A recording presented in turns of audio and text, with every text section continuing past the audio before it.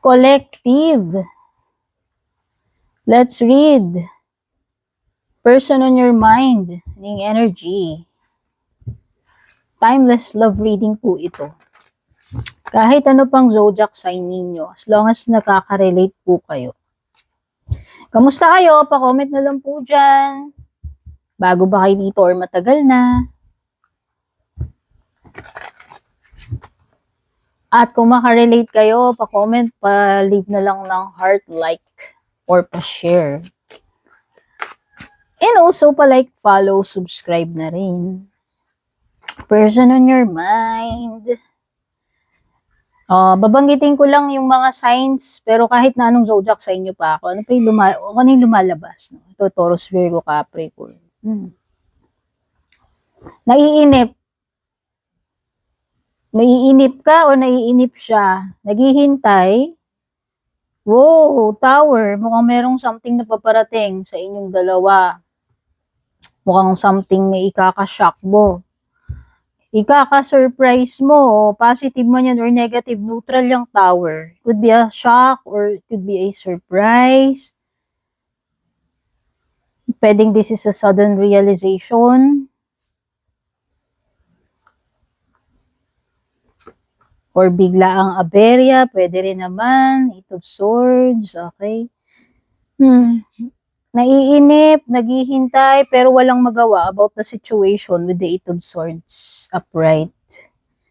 Okay, so pwede rin may Scorpio energy dito, pwede rin namang may mga air, Gemini, Libra, Aquarius, whether Sun, Moon, Rising, Venus, sign mo yan or sign niya yan. Walang magawa, pero naghihintay pa rin, pero naiinip at the same time. Nag-iisip, nagmumuni-muni. This person is thinking about you.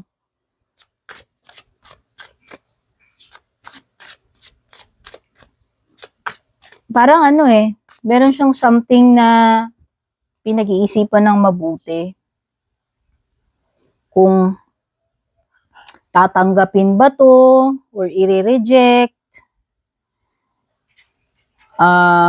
Nandoon yung feeling na tinatanong yung sarili kung masaya pa ba or hindi na.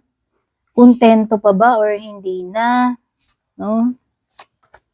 Star card. Andun din yung energy ni Aquarius. Yan yung energy na kung where is this leading to? Andun yung energy na parang nag-iisip or nag-aalangan ba tungkol sa ano yung magiging future ninyo, ano ba yung path na tatahakin ng relationship ninyo, saan ba papunta ito. Yun yung mga napipick up kong energy. So, ano pa, feelings or intentions, saan papunta ito. But this person is willing to fight for this relationship. Fight for this connection. Kasi yan si Seven of Wands. Kahit sabihin na natin na pwedeng mahirap yung setup ninyo or pwedeng may mga obstacles, may mga sagabal or may mga tumututol, andun yung energy na willing pa rin ilaban. Willing pa rin siyang ilaban itong connection or relationship ninyo. Pero andun din yung energy na parang halos minsan iniisip parang nawawalan na ng pag-asa, no? Kasi baliktad yung star card.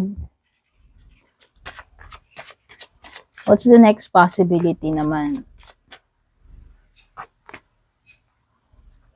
Oh, mahihirapan talaga kung sa mahihirapan. Ten of Wands. Pero alam mo, sabi ko nga mahirapan man yan, may mga challenges man yan, may pagsubok may shake-up na darating sa inyong dalawa.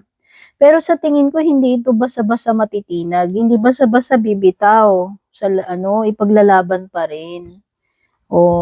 Ten of Wands, mahirap, pero alam mo yun, itatry kung hanggang saan kaya. Yun yung mga next possibility.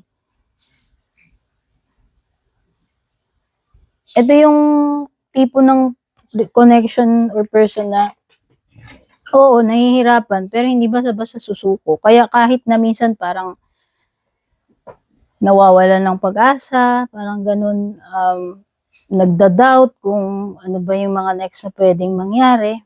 No? Pero nakita ko magi-stay eh. Ayan, no? Knight of Cups. Hindi basta-basta huhupa ang hindi basta-basta huhupa ang faith, ang determination nitong person na to na i-pursue, i-continue yung connection or relationship ninyo. Even yung feelings, ayan, nananatili ang feelings eh. Hmm.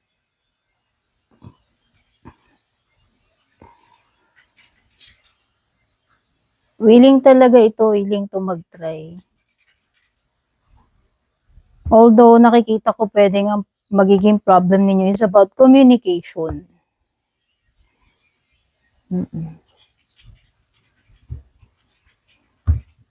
May mga time na naiisip niya kung dapat na bang bumitaw or hindi. Pero ang nakikita ko is ilalaban eh. Hanggat kaya eh, kahit mahirap. Okay? Babush.